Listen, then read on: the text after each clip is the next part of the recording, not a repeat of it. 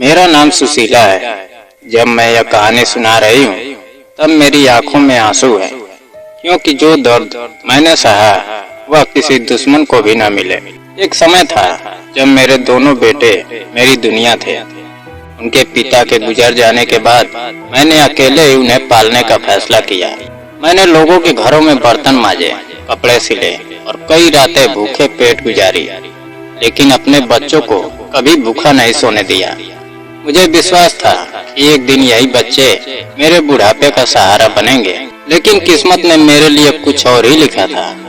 उम्र बढ़ी तो शरीर कमजोर होने लगा और वही बेटे जिन्होंने कभी मेरी उंगली पकड़कर चलना सीखा था मुझे बोझ समझने लगे। एक दिन मैं कमरे में बंद थी। कई घंटों से मेरे मुंह में पानी की एक बूंद तक नहीं गई थी। तभी मैंने अपने दोनों बेटों को बाहर बात करते सुना। वे इस बात पर झगड़ रहे थे कि अब माँ को कौन रखेगा। फिर छोटे बेटे ने कहा कि माँ को जंगल में छोड़ आते हैं ताकि हमेशा के लिए पीछे छूट जाए। यह सुनकर मेरी रूह कांप गई। मैं दीवार का सहारा लेकर रोती रही, लेकिन मेरी आवाज नहीं निकली। तभी एक बड़ी कार हमारे घर के बाहर रुकी। उसमें से एक अमीर आदमी उतरा और उसने मेरे बेटों से कहा कि अगर वे अपनी माँ को उसके साथ भेज दे तो वह उन्हें 20 लाख रुपए देगा। मेरे बेटे पहले चौंके, लेकिन फिर पैसों का बैग देखकर उनकी आंखों में लालच उतर आया। उन्होंने एक बार भी नहीं सोचा कि वे अपनी माँ का सौदा कर रहे हैं। कुछ देर बाद वह आदमी मुझे अपने साथ ले गया। रास्ते भर मैं रोती रही और सोचती रही आखिर वह कौन है। उसके घर पहुंचकर मुझे पता चला कि उसका नाम राहुल है और वह विजयकांत का बेटा है। यह नाम सुनते ही मेरे पैरों तले जमीन खिसक गई, क्योंकि यह नाम मेरे अतीत के सबसे बड़े राज से जुड़ा था। राहुल और उसकी माँ वर्षों से अपने पिता के गायब होने का सच जानना चाहते थे। उन्हें विश्वास था कि मेरे पति संजय इस रहस्य को जानते थे। उन्होंने मुझसे जवाब मांगा और आखिरकार मुझे वह सच बताना पड़ा, जिसे मैं 30 साल से अपने सीने में दबाए बैठी थी। मैंने बताया कि मेरे पति और विजयकांत कभी बहुत अच्छे दोस्त थे। दोनों एक दूसरे के लिए जान देने को तैयार रहते थे, लेकिन एक दिन शराब के नशे में विजयकांत ने मेरे साथ गलत करने की कोशिश की। मैंने अपनी इज्जत बचाने के लिए उनके सिर पर डंडा मार दिया। बाद में उन्हें अपनी गलती का बहुत पछतावा हुआ और वे बार बार मेरे पति से माफी मांगते रहे, मगर मेरे पति के दिल में जो चोट लगी थी वह भर नहीं सकी। एक दिन दोनों शहर जा रहे थे। रास्ते में गुस्से और टूटे हुए भरोसे ने मेरे पति पर ऐसा असर किया कि उन्होंने विजयकांत की हत्या कर दी। बाद में डर के कारण उन्होंने उनकी लाश छिपा दी।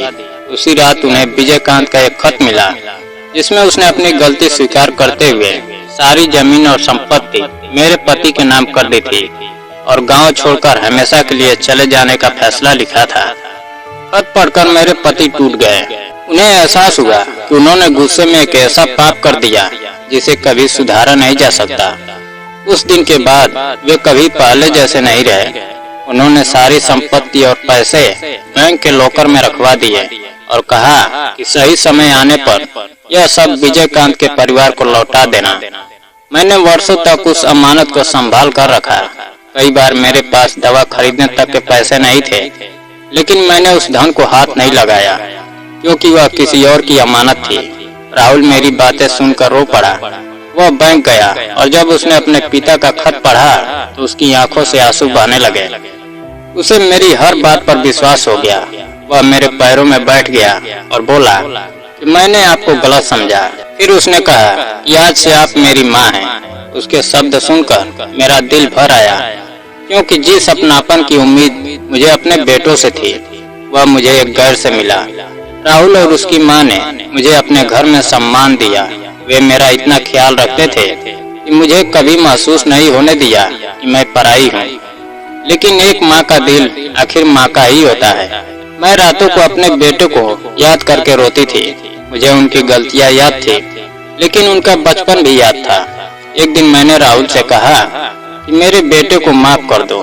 वह पहले हैरान हुआ, लेकिन फिर मेरी इच्छा का सम्मान करते हुए उन्हें छुड़ा कर ले आया। जब मेरे बेटे मेरे सामने आए तो वे फूट फूट कर रो पड़े। उन्होंने मेरे पैरों में गिरकर माफी मांगी। उनकी पत्नियां भी शर्म से सिर झुकाए खड़ी थी। उन्होंने स्वीकार किया कि उन्होंने मुझे बहुत दुख दिया। मैं भी रो पड़ी। इतने वर्षों का दर्द आंखों से बह रहा था। मैंने अपने बेटे को गले लगा लिया। उस पल मुझे लगा जैसे मेरा टूटा हुआ परिवार फिर से जुड़ रहा है। राहुल और उसकी माँ यह दृश्य देखकर भावुक हो गए। बाद में मैं अपने बेटों के घर लौट आई, लेकिन इस बार सब कुछ बदल चुका था। अब वे मेरा सम्मान करते थे, मेरी दवा का ध्यान रखते थे, मेरे साथ बैठकर खाना खाते थे और हर छोटी बड़ी जरूरत का ख्याल रखते थे। उनकी पत्नियां भी मुझे माँ कहकर पुकारती थी और मेरे लिए अपने हाथों से चाय बनाती थी। कई बार मैं चुपचाप बैठकर सोचती थी, जिंदगी कितनी अजीब है। कभी अपने पराये हो जाते हैं और कभी पराये अपने बन जाते हैं। लेकिन मैंने एक बात जरूर सीखी कि नफरत और लालच इंसान को अंधा बना देते हैं, जबकि प्यार और क्षमा टूटे हुए रिश्तों को भी जोड़ सकते हैं। अगर उस दिन मैं अपने बेटे को माफ न करती तो शायद मेरा परिवार कभी एक न हो पाता। आज जब मैं अपने पोते पोतियों को खेलते देखती हूँ और अपने बेटे को अपने पास बैठा पाती हूँ तो मुझे लगता है कि भगवान देर जरूर करता है, लेकिन इंसाफ जरूर करता है। मेरे जीवन में बहुत दुख है, लेकिन अंत में मुझे वह सम्मान और प्यार मिला जिसकी मैं हकदार थी। यही मेरी कहानी है और यही उसका सबसे बड़ा संदेश भी, कि माँ का दिल दुनिया की सबसे बड़ी दौलत होता है और जो उसका सम्मान करता है वही सच में अमीर कहलाने के योग्य होता है। दोस्तों, अगर कहानी पसंद आई हो, वीडियो को लाइक और चैनल को सब्सक्राइब करना ना भूलें। जय हिंद।